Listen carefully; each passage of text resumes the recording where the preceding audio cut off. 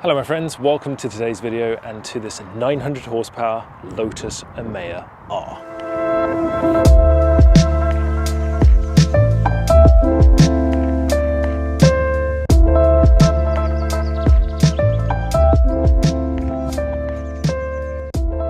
I'll have to apologise, it's super windy today, but look at it, it's huge. I mean, this doesn't really do it justice, but this thing is massive, but oh, I think it looks good. I mean, just look at that, absolutely incredible. Now, this is Lotus's new Hyper GT electric car. This is meant to go up against the Porsche Taycan, the Audi e-tron GT, and the Tesla Plaid.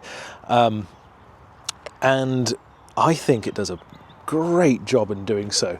I'll explain more about the driving dynamics when we go for a drive, but just looking at it from an outside perspective, I think this wins on looks. I mean, it's incredible, the amount of presence it has and the amount of looks this thing gets. It's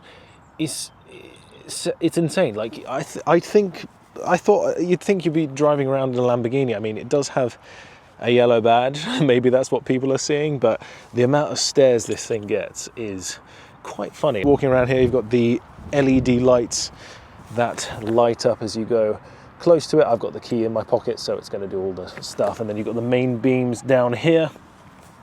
Moving along to the side, you do have the camera wing mirrors instead of the normal ones. And then you've got all in here, you've got all your radar, which actually pop out when you set the autonomous drive feature on, and at the top there. So this is a sedan, so you have a huge back seats. We'll just have a little look in as we get closer. Hopefully no, will it pop out? Ah, no, the function isn't working. I think I turned it off, so I'll show you the key while we're here. So there's the key. Oh, this is the key, me in the reflection. And just gonna press it. And then the things come out. And look at that, absolutely marvelous place to be. But we'll go into more detail a little bit later. We'll just show you the outside for now. We've got nice soft closed doors, active spoiler that you can set at the height you want, which I think this one's my favorite.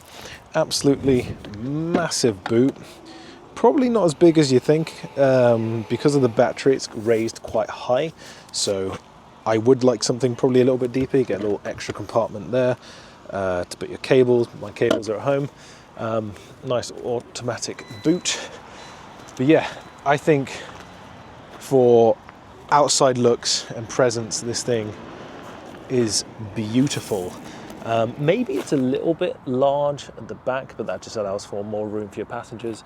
But yeah, this thing I think looks absolutely incredible. You've got a tiny front boot, which I don't even think is worth mentioning. I've got to go inside and unlock it, but it's just maybe to keep like some groceries or your electric charging cables. But yeah, it's super windy out here, so let's jump inside and go for a drive.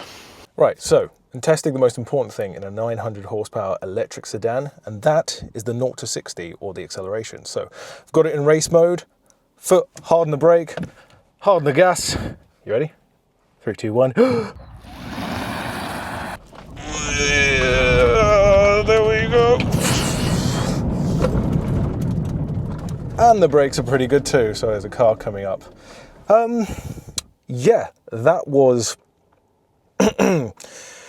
Yeah, so that's 0 to 60 in about 2.7 seconds, and for something that weighs 2.5 tons, that is insane.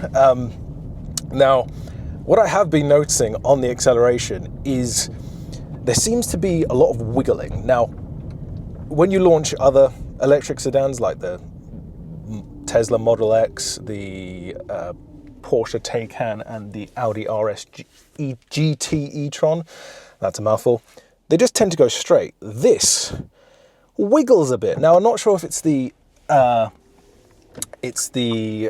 rear wheel steering or the traction control. I spoke to Lotus and they seem to say it's the rear wheel steering trying to correct you at high speeds, but it feels like torque steer. It feels like the chassis doesn't can't control how much power this has, so I'm going to accelerate it now. We're going to go, and 3, 2, 1, boom. And yeah, whoa. It's just veering off. And that's quite scary. Now I know you'd expect that from a rear-wheel drive car, but this is four-wheel drive. Motors on each of the axles. Now I'm going to take it out of track mode. I'm going to put it into sport mode because it makes the traction control a little bit more engaged, so it will cut in a little bit earlier. And that doesn't affect the wiggling. Even in sport mode, it will still wiggle. But yeah, we're going to stop accelerating now and drive how a Lotus should be driven, and that is through some windy roads. Once we get out of this junction, I'm gonna, yep.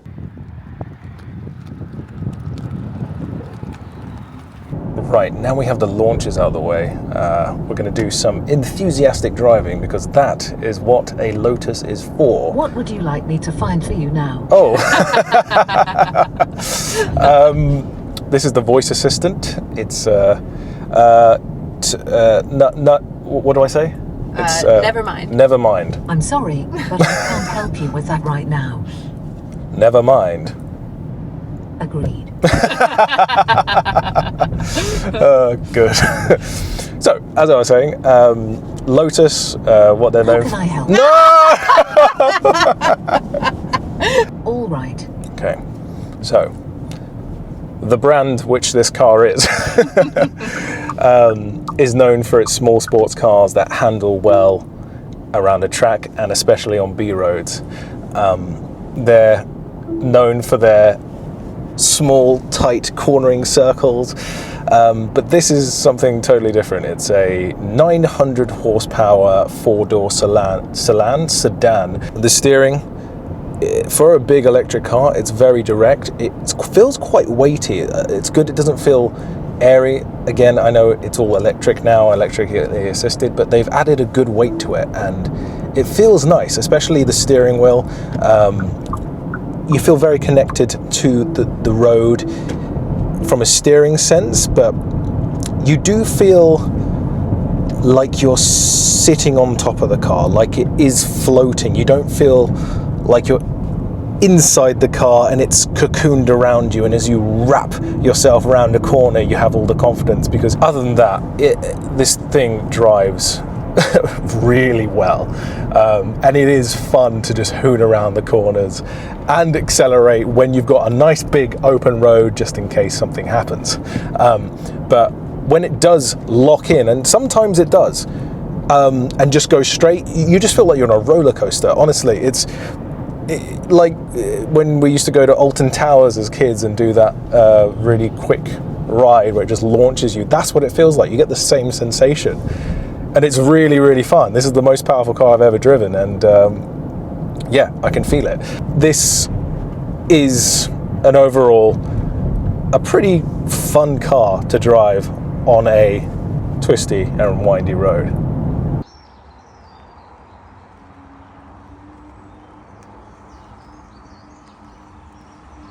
So interior and technology, this car is just absolutely loaded. The entirety of the car is made of high quality materials. This is Alcantara on the roof lining, steering wheel, lovely materials on the front and side, which I think, don't quote me on this, are recycled. This amazing infotainment screen is super fast.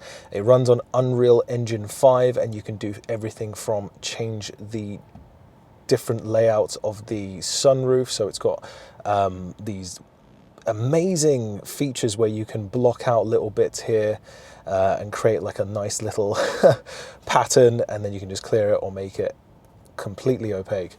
And yeah, absolutely amazing. And this car has the most incredible massage seats, which I have used in any car. Now, I haven't used massage seats in many cars, but the ones I have, this one takes the cake.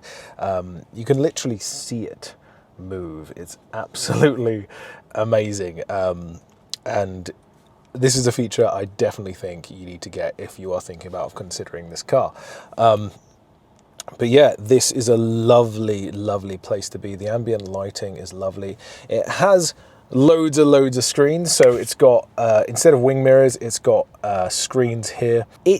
At first, it was really jarring. It was really hard to get used to, but over time, I've had this for about a week now, you get used to it, and it's actually quite good because it's super clear, and because it's in the inside, you don't really get that much like glare or anything like you do on a mirror. So I got used to them really quickly. I know everyone's trying to get away from screens at the moment, but this does have 5 screens. So you've got 1, 2 on your wing mirror, you've got the main infotainment here, you've got a nice little aesthetic thin that gives you your speed, your drive mode, your battery percentage, and then it has a head-up display. Oh, this is 6, so I don't know if that counts as a screen. And then it's got your passenger display as well, which shows you things like music and stuff, everything is customizable. And yeah, the heads-up display is really good. It's got the thing where it senses cars around you and put it up on the sat nav. But yeah, everything works really well. Now, you know how you expect there to be a little bit of lag with a lot of these infotainment screens, but there's literally none. It's amazing. We'll have to test it over a couple of years, but I think because it uses Unreal Engine 5, it's incredible. Now, it's electric, so what mileage have I been seeing? Sorry, what range have I been getting on average? So I get about, on a full charge, it's saying 249 miles. That's not a lot, but considering the power, I take it. I've driven it quite far. The lowest I've got to is like 49%. And then we came home and just plugged it back in. So it's livable. It'd probably be a bit harder if you're doing like long road trips, but because this has, I think it's up to 300 kilowatt charging, it can go from 0 to 80% in like 20 minutes if you find a charger quick enough. If you don't, it still charges pretty quickly. I mean, this is my first proper experience with an electric car. And if you're just doing little trips here and there, like maybe a couple 100 miles there and back, it's fine, because if you just plug it in overnight, it's super useful and super practical. So yeah, let's jump in the back and see what the passengers get. So we're going to do it like this. I want to show you it's a button to release the soft closing doors, which is lovely. Into the back. Oh, as a passenger, this is lovely. Wow. I'm 5'11". This seat went back to allow some room for me to get out. So usually there's tons of space here, but it's got a flat loading floor. Actually, there's a slight hump here, but nothing too big. You get a screen to adjust all the, rear rests and everything like that. And it's just overall very comfortable, and you get an amazing view out the top of this incredibly large moonroof, which is absolutely incredible. But yeah, really nice place to be if you're a passenger.